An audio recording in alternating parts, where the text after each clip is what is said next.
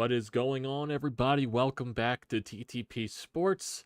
Phillies get a win. They bounce back from the Pittsburgh series. Hopefully that's going to be the case for the rest of this series against the Miami Marlins. They take game one by a score of 4-2. Yes, this game definitely did have its ugly moments. But throughout the entire thing, they got some clutch hitting near the end from Alec Bohm, Johan Rojas, and all of that. And you also got a very, very good performance from your pitching staff today.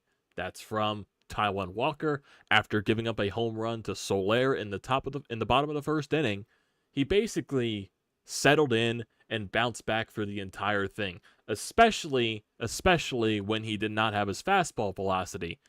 His fastball normally tops off at 94, 95. Today it was around 89, 90. He was really heavily using the splitter, the sinker a lot, the off-speed stuff, and he was getting the job done.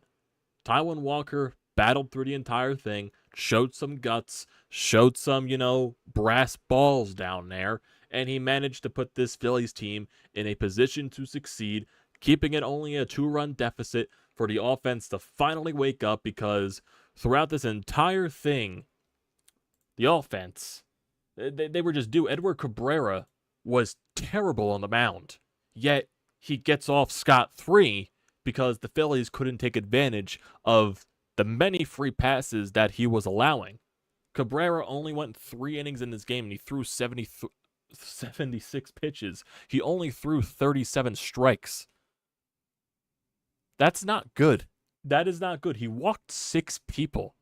You walked 6 times. You eventually did score when he got taken out of the game in that inning, when Rojas gets the RBI double. But it's just a matter of the fact that he gave you so many chances to score some runs with all the free passes, just everything, the breathing room and all that, and you couldn't take advantage of it. You finally did when the bullpen came out there, and then it took a little bit for you to go after the bullpen to score some more runs because they eventually started walking a bunch of guys again. But I guess you could say the offense came up clutcher in the end of the game when it needed to, and your pitching shut it down to pick up the bats.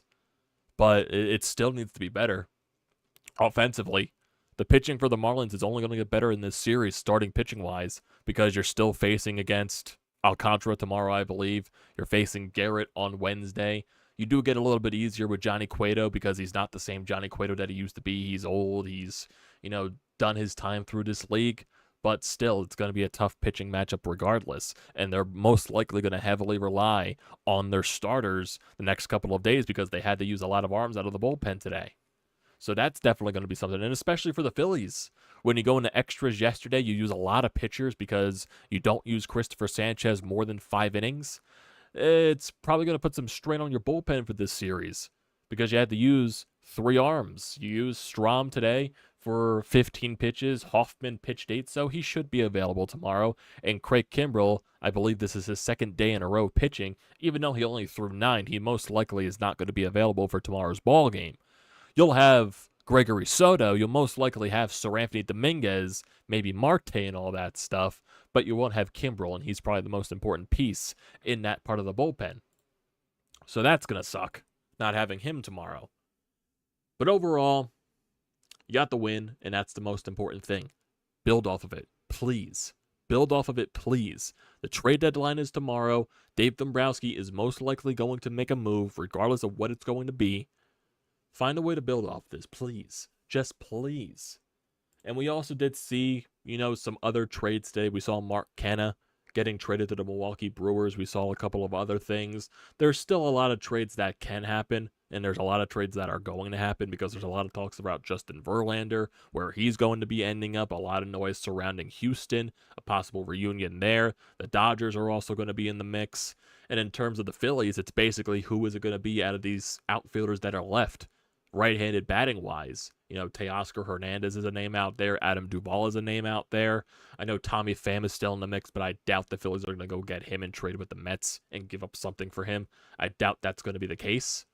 So it's most likely at this point, not Tommy Pham, it's going to be Teoscar Hernandez or it's going to be Adam Duvall. The most noise that I've heard from is Adam Duvall.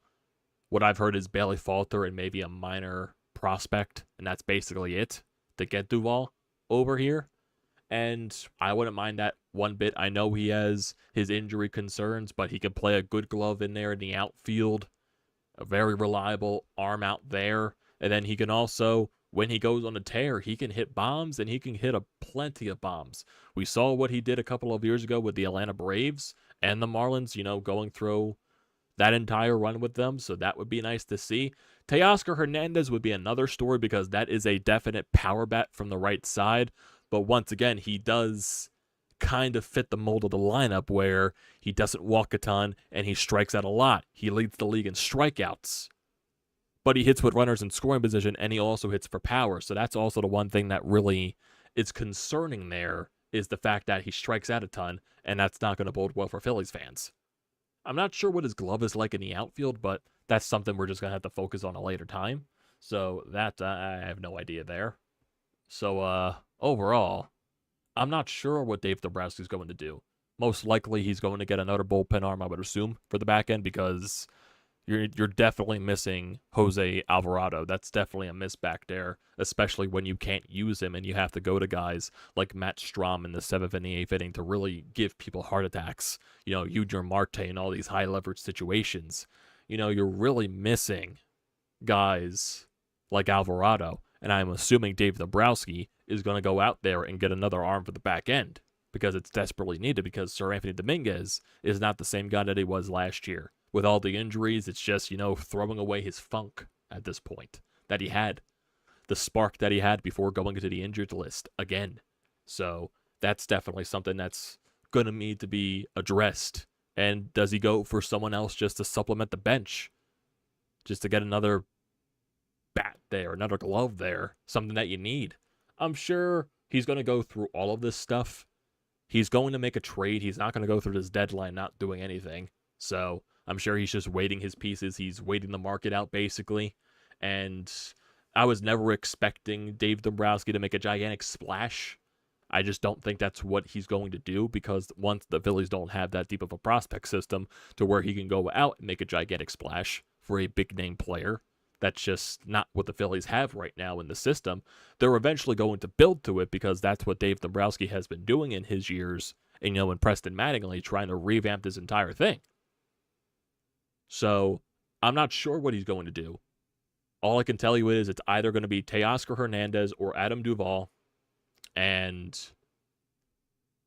a bullpen piece and maybe a bench bat. That's all I can say from there. That's all I know. And that's all I've been hearing. That's basically it.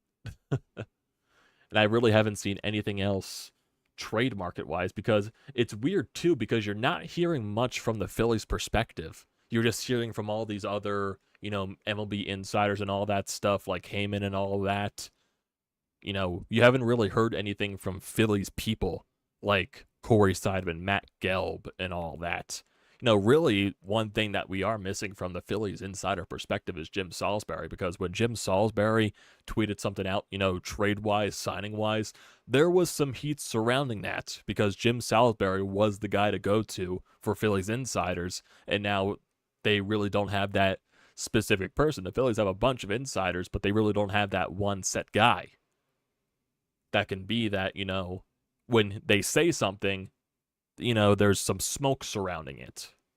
Maybe one of these people will turn into that. Maybe it's a Matt Gelb, maybe it's an Alex Coffey or something like that. But I'm not entirely sure. They just don't have that right now. So we're basically just going to have to wait and see on, what they do. And there was also some things that I saw about Teoscar Hernandez. This is from Jack Fritz from WIP. Teoscar isn't a perfect fit, a ton of strikeouts, and does not walk, but I'll take the pop. Ability to hit lefties. He has an 885 OPS against left-handed pitching, and he also has an 838 OPS with runners in scoring position, and a shot to bounce back here, especially, with Kevin Long and all that stuff. And he kind of compares it to Jorge Soler before he got traded to the Atlanta Braves in 2021 when they won the World Series. When Soler was there before he got traded to Atlanta that year, in Kansas City, he was batting 190, he slugged 368, and he had a 645 OPS. And when he got traded to Atlanta, he completely went off and became a postseason hero and a World Series hero for them, especially with that huge bomb that he had in Game 6 in Houston. So who knows? Maybe if you do trade for a Teoscar Hernandez, it's just a change of scenery and he goes off, especially in a very hitter-friendly ballpark with, Kevin Long, maybe to tweak some things a little bit. We know how much of a masterclass that Kevin Long can be with guys that need to get fixed a little bit, especially when they bring him in. So there's something there. And especially, I do want to look at Teoscar Hernandez's numbers this year, specifically with the Mariners. So far, in 407 at-bats, he's batting .238. He's got 16 home runs, 58 RBIs, a .288 on-base percentage, so that clearly tells you he's not walking at all. He has a .408 slugging and a .696 OPS with a .94 OPS plus. His career OPS plus is .117, career OPS at .800, .486 career slugging, and a career on-base percentage of .315. So he's definitely having a down year by his standards. Definitely having a down year. He's 30 years old. If we look at some of his previous seasons, last year he batted .276 in Toronto with 25 home runs, 77 RBI, a .316 on base, a .491 slug, 807 OPS. In 2021, he was an all-star. He was 19th in MVP voting. He batted .296 with 32 home runs and 116 RBI. 524 slugging, 346 on base, 870 OPS. So he's had some seasons where he's been really good, honestly. 32 home runs, 16 home runs, 26 home runs, 22 home runs. All of that a lot with Toronto and stuff. But he's proven in this league that he can be a good hitter. He's having a down year, and maybe that's just because, maybe the stuff in Seattle's not the best, and especially he's not in a hitter-friendly ballpark. So who knows? But still, from what I think of everything in this perspective, it's Adam Duvall or Teoscar Hernandez. I would take any of the two. Adam Duvall more, just because even though I've been critical of people that say the veteran presence, Adam Duvall is, I'd rather take an Adam Duvall on this point because he can hit and he can also play the field really well. I would take that. And if we look at Adam Duvall's numbers, actually, I want to see Teoscar Hernandez's baseball savant, so I can just see if anything could be salvageable from his thing. If I look at his chart. So if I look at Teoscar Hernandez, his exit velocity is really good. Hard hit percentage is really good. Expected slugging is really good. His barrel percentage is really good. Of course, he strikes out, whiffs, and chase. That's obvious. Outs above average is good. His arm strength is good. There's a lot of red in his numbers, so there's definitely something that could be salvaged there. Maybe a change of scenery for him is definitely something, that can be changed. But if we look at Adam Duvall this year, just to look at his numbers. So Adam Duvall this year with Boston in 153 at-bats. He is batting .261 with a .329 on base, a .542 slugging, an .871 OPS, 9 home runs, 29 RBIs, 4 stolen bases. He hasn't played that much this year because he was out long-term with injury, but he's still putting up pretty good numbers. All that, from what all it is. If we look at his, previous few years and everything stat-wise, so if I look at that for Adam Duvall, look at his previous couple of years just to see how he has fared. Last year with the Atlanta Braves, hit 12 home runs, 36 RBI, .213 average there. With the in 2021, combined with the Marlins and the Braves, he batted .228, so he's not going to be an average guy. .281 on base, so he's not going to walk. .491 slugging and .772 OPS, but he had 38 home runs and 113 RBI. Also won a Gold Glove that year. So overall, that's probably one of the best seasons of his career besides 2016, where he hit 33 home runs with the Reds. So Adam Duvall is a serviceable veteran. Obviously has a lot of pop in his bat. And, granted, he's played in a very small sample size this year, only 44 games. He also does have the injury bug concern, so that definitely is concerning there. He only played 86 games last year. He's played 44 this year, 146 in 2021. But if you look at 2019, he only played in 41 games. 2018, he played in 105, actually, or 138. So there definitely is some injury concern there. But if that's what's on the market, you're going to have to deal with that. Going to have to deal with that. So let's see. Let's see what can happen. Let's see what can happen there. I haven't really talked about the game that much, though. I haven't really. I'm just focused on the trade deadline. That's basically what it will be. That's what it will be. If we look at the lineup today, look at your number 2 spot today in the lineup. Alec Bohm. Nick Castellanos gets the day off. Definitely he needs it because his bat has just been no help, especially being moved into the 2-hole for Trey Turner. Castellanos has not been good there. But Alec Bohm in his first game in the 2 spot was fantastic. He went 2 for 3 with an RBI, which brought in the 4th run of the ball game, I believe, and he also walked twice. So he was on base 4 times today in the 2-hole. So he had a fantastic ball game. Bryce Harper was 1 for 5, but he had some pretty ugly at-bats. JT Realmuto was 1 for 3 with 2 walks. Bryson Stott 0 for 4 with an RBI.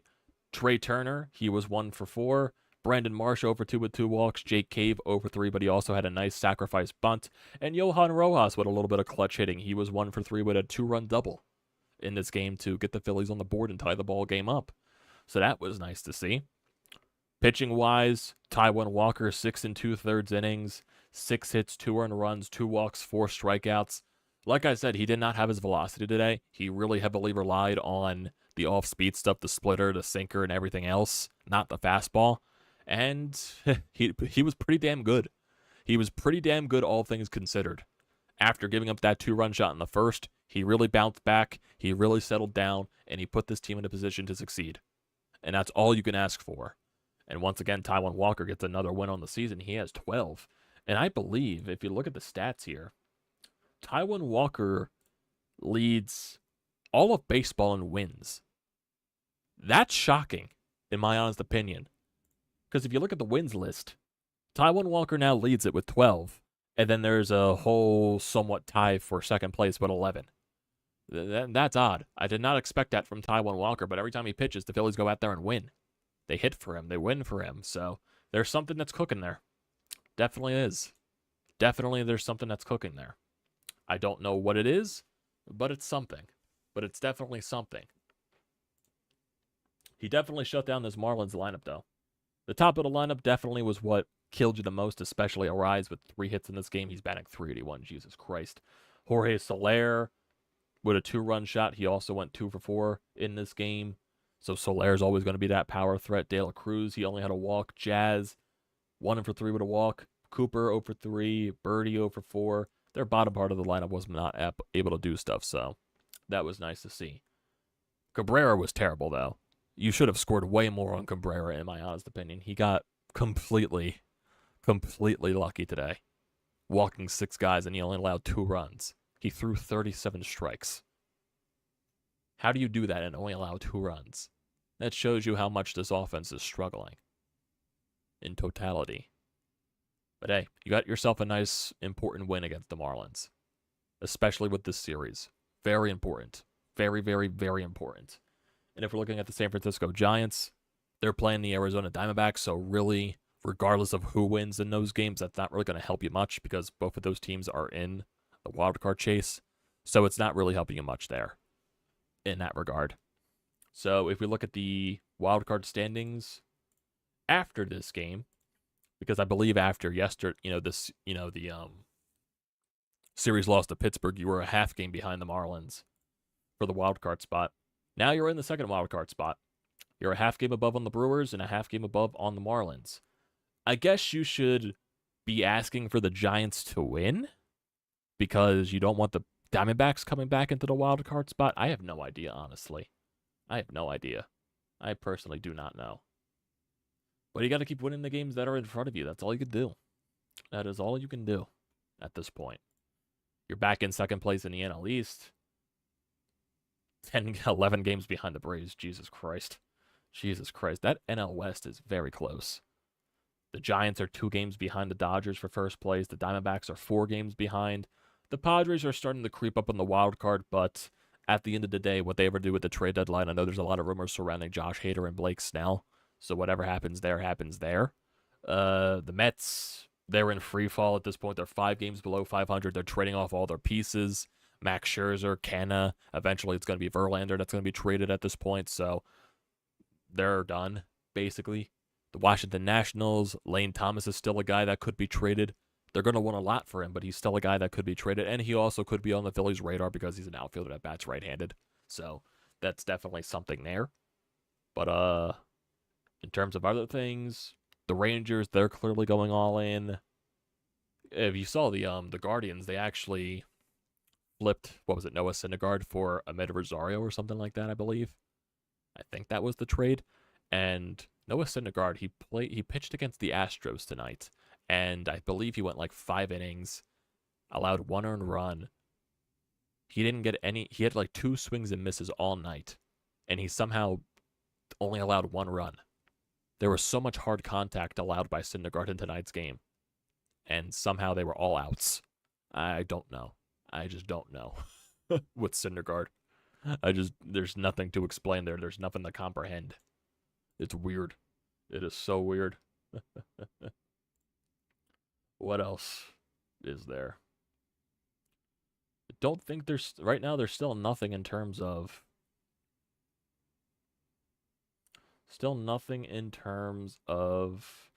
trade rumors right now. Like I said, I don't think anything for the Phillies is happening until tomorrow. That's what Dave Dombrowski did last year. I'm assuming he's going to be doing the same this year. And for that point, I guess that's when we'll have our little bit of a trade deadline stream tomorrow, before tomorrow's game. I don't know when, the trades are going to happen Phillies-wise, because last year, they happened like around like mid to late afternoon, closer towards when they played that night, I believe. Did they play that night on the trade deadline? I honestly have no idea. I don't remember last year's trade deadline, even though they got their pieces then. But I just don't remember if they played that day. But they're playing tomorrow, obviously. We'll have the stream tomorrow afternoon, and we'll just sit there, we'll enjoy the deadline and see what happens. Depending on what things going on tomorrow afternoon, if I'm not busy or not, but I do plan on doing a trade deadline stream at some point tomorrow. It's just depending on what time it is. So we're just going to have to wait and see. But you got yourself a good win tonight. That's the first step. That is the first step. Got yourself a win today. Now build off of it for the rest of this series, because you really need to win this series. You need to get as much separation as possible from this Marlins team, because it'll only help you in these wild card standings. It will. It only will. It only will. And if you're looking at tomorrow's matchups, it's going to be Rangers Suarez tomorrow, I believe, against Sandy Alcantara. Yes, that is going to be the case. Sandy Alcantara, he is 4-9 with a 4.46 ERA. He's definitely pitched better in his last couple of starts, even though, his last start against Tampa Bay, he went complete, only allowed 1 earned run, 7 strikeouts. Then before that, against the Cardinals, he went 6 innings and allowed 4 earned runs. Then against Baltimore, 6 innings, 2 earned runs. Against the Phillies, 6 2/3, 1 earned run. So he still have had an up and down year, basically. Maybe with, coming off of this complete game that he recently just had, maybe he's going to have an off night, but I'm not guaranteeing that. I am not guaranteeing that. And for Ranger Suarez, we really need a good version of Ranger tomorrow. We really desperately need a good version of Ranger. Tomorrow, the calendar flips to August. And looking at Rangers' numbers throughout the entire year, he's good one month and bad the next. Good 1 month, bad 1 month, good 1 month, bad 1 month. So is August going to be where he's fantastic? We'll just have to wait and see. The calendar flips, so we're going to have to wait.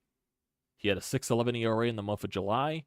He had a 1.08 ERA in the month of June and a 7.13 ERA in May.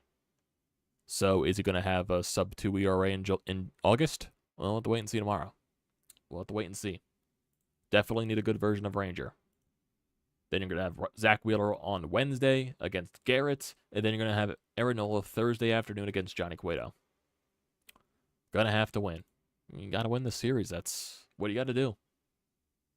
I know people are going to say, oh, the Phillies own Sandy Alcantara. I'm not guaranteeing anything right now with this offense. It's not guaranteed. It is not guaranteed. Take it 1 game at a time. 1 game at a time. That's all you can do at this point. So, what's going to happen? that's going to do it for tonight, everybody. I appreciate everyone here that joins the streams as always.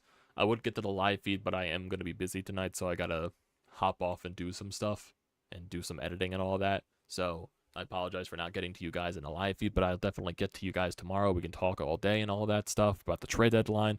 So definitely stay tuned for that.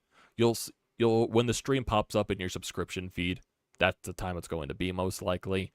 Most likely it'll be around the afternoon, maybe mid-afternoon or something like that, depending on what I'm doing. So definitely just stay tuned for that.